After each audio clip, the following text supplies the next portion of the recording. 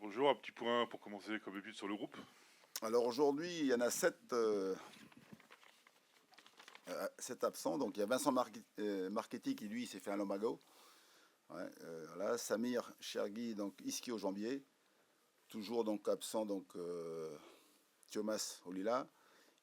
Ilan Kebal absent. Donc puis après ceux que vous connaissez tous, Pierre Ivamel, Rémi Rioux et puis à la couche, Sofiane. Samir Chagui, c'est-à-dire qu'il a rechuté ou c'est toujours des suites De qui vous parlez? de Samir Chagui? Oui, oui, il a fait une rechute là. La séance d'hier, donc il a ressenti donc à nouveau une pointe au niveau de l'ischio. Voilà, donc il a arrêté la séance, hein. Il n'a même pas démarré d'ailleurs. Donc, voilà. Je pense que c'est pas trop grave. Il a préféré donc anticiper. Voilà. Et Yann Kebal, il y en a pour combien de temps on sait à peu près ou... Ben, c'est pas loin de la reprise, mais donc comme c'est le dernier match, et puis surtout éviter donc après derrière la trêve, il était trop juste encore pour jouer le match.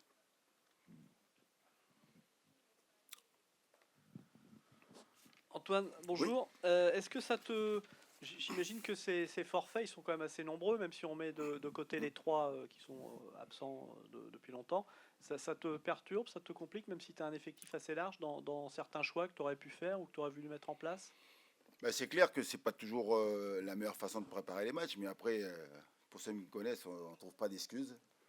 Et c'est intéressant parce que donc dans ces cas-là, ceux qui n'ont pas beaucoup joué, voilà, donc là, ils ont l'occasion de montrer ce qu'ils valent, quoi. J'ai pour coutume de dire que les absents ont toujours tort. Il faut encore gagner les matchs, hein. Mais voilà, donc c'est embêtant pour ceux qui sont importants pour l'équipe, pour le groupe. Mais en même temps, ça permet donc à certains de se révéler. Voilà. C'est la loi du foot, la loi du sport. Voilà. Et toi, par rapport à tes plans de jeu, Non, ce que tu avais... non, non, mais bon, moi voilà, avec le staff, on est là on s'adapte, hein. Avoir tout le monde, c'est bien parce que donc ça permet donc d'avoir un groupe conséquent, d'avoir une concurrence qui est saine en plus. C'est ça qui est intéressant. Quand on est arrivé, il y avait du monde à l'entraînement tous les jours et c'était très intéressant. D'ailleurs, c'est le travail de ce groupe-là qui a permis donc d'élever le niveau donc des séances d'entraînement, et quand vous avez donc des séances qui sont intéressantes, ben, les joueurs sont plus préparés, et donc on a vu donc sur les matchs là beaucoup plus de consistance dans ce qu'on a montré. Donc, et j'ai tenu, et c'est bien parce que tu fais référence à ça cette semaine, j'ai tenu à féliciter tout le groupe, hein. Il y a une bonne ambiance de travail, et puis surtout donc les qualités des séances sont bonnes. Alors ça fait pas toujours effet sur les résultats, mais en tout cas pour l'instant ça marche. Voilà. Des fois vous pouvez faire des super semaines d'entraînement et puis vous viandez le week-end. Voilà, pour l'instant voilà, ça marche, donc j'espère que ça va continuer. Vous restez sur deux bons matchs nuls à l'extérieur. Mm. Vous avez montré des bonnes qualités défensives. Là, contre l'Avre, on vous attend forcément dans un autre registre. Oui, oui, mais il faut s'appuyer sur ce qu'on sait faire et ce qu'on fait bien donc depuis 3 matchs, à savoir donc des fondations solides, une équipe qui sait bien défendre, une équipe qui aime défendre. Voilà, et maintenant, il faut être capable de défendre en avançant, récupérer des ballons peut-être un peu plus haut. On a travaillé ça cette semaine, donc on va voir. Et puis après, on aimerait voir nos attaquants être efficaces. Parce que si tu marques des buts, tu as plus de chances de gagner les matchs. Sur Immobilier, toujours zéro but, pas beaucoup d'occasions, pas beaucoup de balles dans la surface. Et comment on peut arriver Ben, c'est ce que je disais à là, corriger c'est ça, ouais. que il n'y a pas que Immobilier. Tous les attaquants, ils ont besoin donc d'avoir des munitions. Ils ont besoin d'avoir donc qu'ils soient bien donc alimentés. Et là, il faut que l'équipe, voilà, amène de meilleurs ballons, et puis que lui se retrouve un peu plus dans la surface d'opération pour pouvoir donc marquer.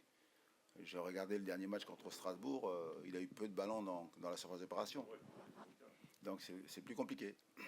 Donc ça veut dire qu'il faut que l'équipe travaille pour amener des ballons donc, dans les 16 mètres adverses. Et là, si en plus on est plus présent, on a plus de chances de marquer.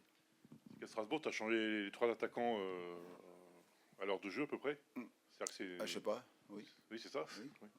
C'est vrai que t'as pas encore trouvé la bonne triplette ou c'est. J'ai pas encore trouvé la bonne triplette, puis en même temps, donc c'est important, c'est un signal fort pour dire que la concurrence elle est forte. Voilà, et que ceux qui jouent, voilà, ils savent que sur le banc, il y a des possibilités. Mais c'est aussi ouais, l'occasion pour. J'insiste bien sur le groupe, quoi, hein. Donc, là, ça a été les 3 attaquants, ça aurait pu être les 3 milieux de terrain. Donc, On parlait du mais groupe. ça n'a pas été un bon calcul parce qu'à l'arrivée, on n'a pas marqué. Mais c'était Peut-être qu'en laissant les 3. c'était une période où c'était le plus dangereux avec les rentrées. Bon, c'est pas forcément un rapport Alors, de cause à effet. Ouais. c'est bien parce que donc, je l'ai dit au groupe, tous, c'est le constat qu'on a fait sur les 3 matchs. À chaque fois, les entrants ont été impactants. Alors, pas toujours efficaces, mais en tout cas, donc, ils ont apporté du sang neuf, ils ont apporté de la qualité. On a été dangereux. On l'a vu à Lyon. À Lyon, on peut marquer. Ça a été le cas contre Nice, ici. Elle est rentrée de Crasso, je me souviens, donc elle a fait une superbe rentrée. C'est pour ça qu'après, il a été titulaire à Lyon. Et puis là, pareil à Strasbourg, c'est vrai que les rentrées de Jebel, le petit Coloicheux, donc voilà, et devant Crasso, donc ont permis d'avoir du sang neuf, quoi. Bonjour.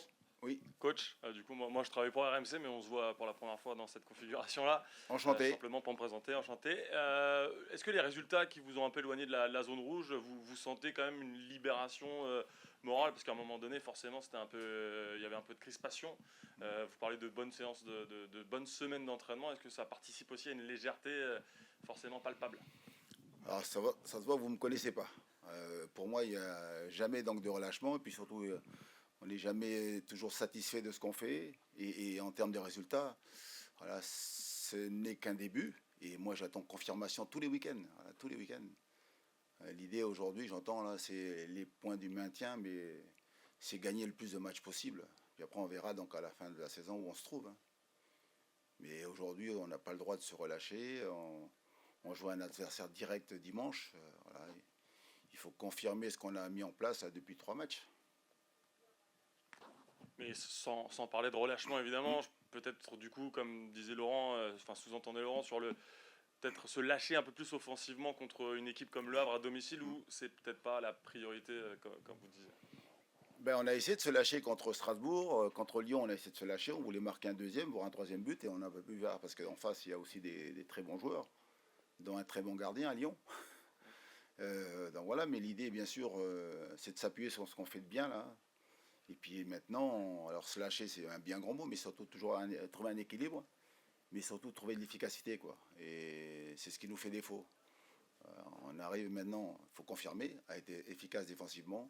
J'attends que maintenant on puisse marquer des buts et puis surtout, encore une fois, gagner à domicile et puis faire plaisir à son public. Là, les gens ici donc, ont trop souffert donc, cette saison, donc il faut maintenant penser à faire plaisir à nos supporters.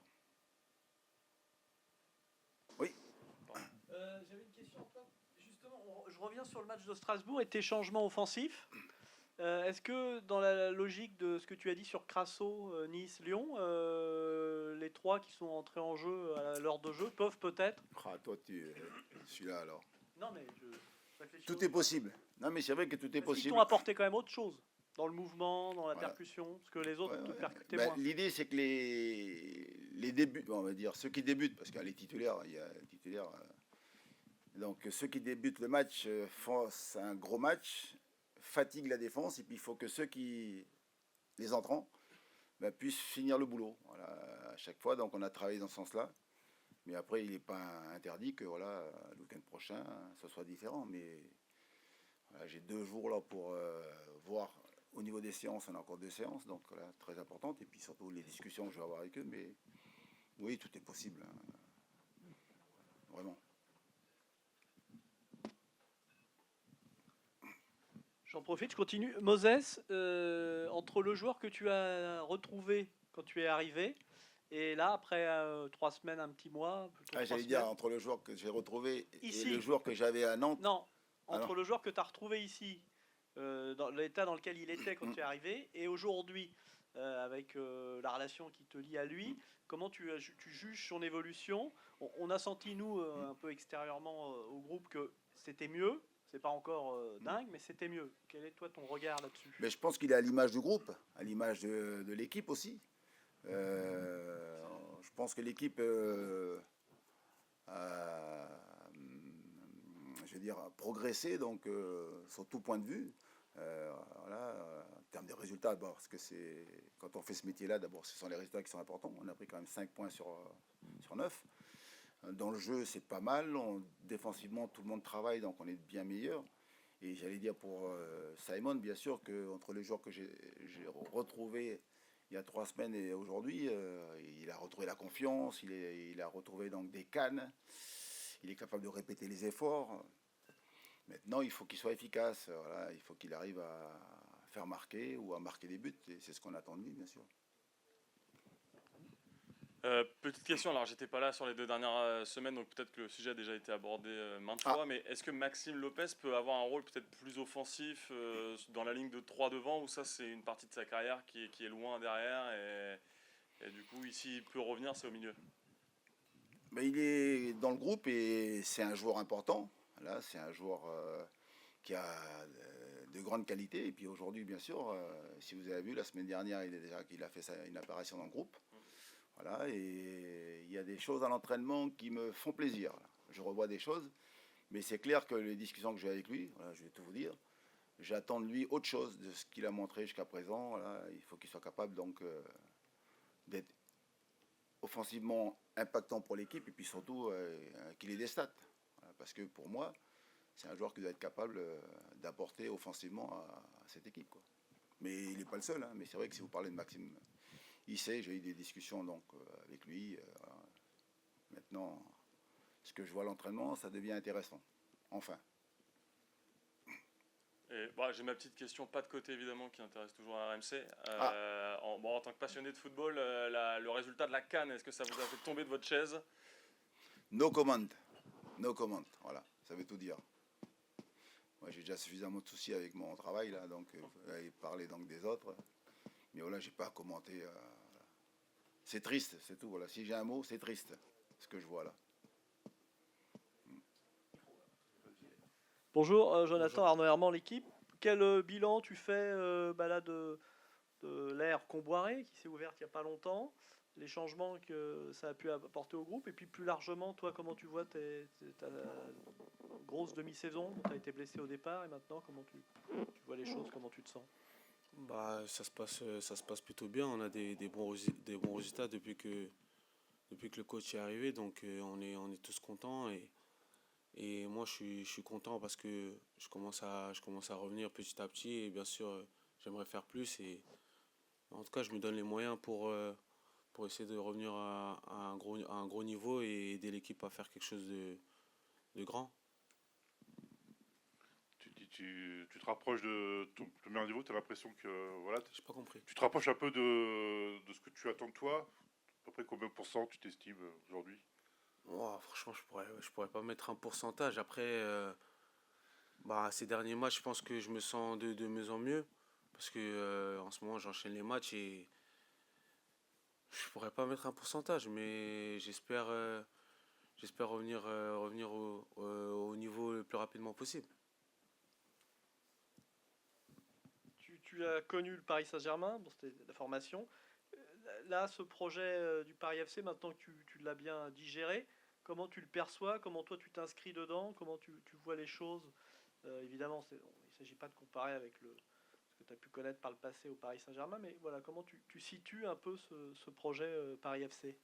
Non, je pense que c'est un club qui a de l'ambition et qui veut faire de grandes choses. Donc, je suis content d'être avec eux et de faire partie de ce projet. Et j'espère qu'ils vont, à l'avenir, qu'ils vont réussir à s'installer et être une très grande équipe de la Ligue 1. Jonathan, tu parlais de l'arrivée de Comboiré, d'Antoine Comboiré, des bons résultats. Est-ce que toi, t'estimais de l'intérieur que l'ère Stéphane Gilly était difficile sur la fin, ou il suffisait d'un nouveau souffle? Comment toi, tu l'as vécu de l'intérieur? Non, je pense pas que c'était difficile avec lui. C'était un très bon coach aussi. C'est juste que c'est le football qui est comme ça. Ils l'ont mis à côté. Et ils ont préféré ramener un nouveau coach. Nous, on essaie de travailler. On travaille avec Stéphane, et maintenant on travaille avec le nouveau coach, et on se donne les moyens pour avoir des bons résultats, c'est tout. Tout simplement, physiquement, on parlait de ta montée en puissance. Est-ce que là, tu t'estimes à 100% ou tu as encore une amélioration sur le plan physique selon toi à avoir? Je pense que j'ai toujours une amélioration pardon, à faire parce que je suis un compétiteur. J'ai envie de faire quelque chose de. J'ai toujours envie de faire mieux, donc je me sens bien, mais je me donne les moyens de pouvoir me sentir mieux. Quand tu dis que tu te donnes les moyens, pardon, qu'est-ce que tu fais? Tu travailles à côté, tu es suivi en parallèle ou... Ouais, je travaille toujours à côté. Je pense presque tous les footballeurs travaillent à côté, mais je me donne les moyens, que ce soit à l'entraînement ici, en dehors, partout. J'essaie de prendre soin de moi, de faire des choses en plus pour pouvoir prendre plus de souffle et plus de force pour les matchs. Est-ce que globalement, ton aventure ici, t'en es satisfait? Qu'est-ce que tu attendais en arrivant aussi, qui est ta région natale? C'est aussi un retour à la maison dans ta vie perso et de footballeur. Voilà, est-ce que ça a comblé tes attentes en arrivant au Paris FC? Ah, bien sûr, je suis satisfait parce que déjà j'ai toute la famille ici, je suis proche d'eux. Ça fait longtemps que je partais un peu à l'aventure et je voyais pas assez ma famille. Donc sur ce point-là, je suis satisfait et sur le terrain aussi parce que j'avais envie de jouer, comme je joue et avec l'équipe en ce moment on est bien. Donc pour l'instant, je suis satisfait et j'espère que ça va durer le plus longtemps possible. Quels sont les changements majeurs entre l'ère Stéphane Gilly et l'ère Comboiré qui vient de s'ouvrir? Toi, tu as un peu d'expérience, tu as évolué dans des clubs un peu d'un standing plus élevé. Qu'est-ce qui vraiment marque la différence entre les deux entraîneurs dans l'approche peut-être autour de l'équipe? Pour moi, le changement qu'il y a eu, c'est plus défensivement parce que le nouveau coach, c'est plus un défenseur. Il veut qu'on prenne pas de but, qu'on défende bien. Et je pense que c'est plus sur ce point-là, il y a eu un changement. Et en tout cas, les deux, ils ont leur manière de manager une équipe. Et je pense que ouais, le changement, c'est plus sur ça, hein.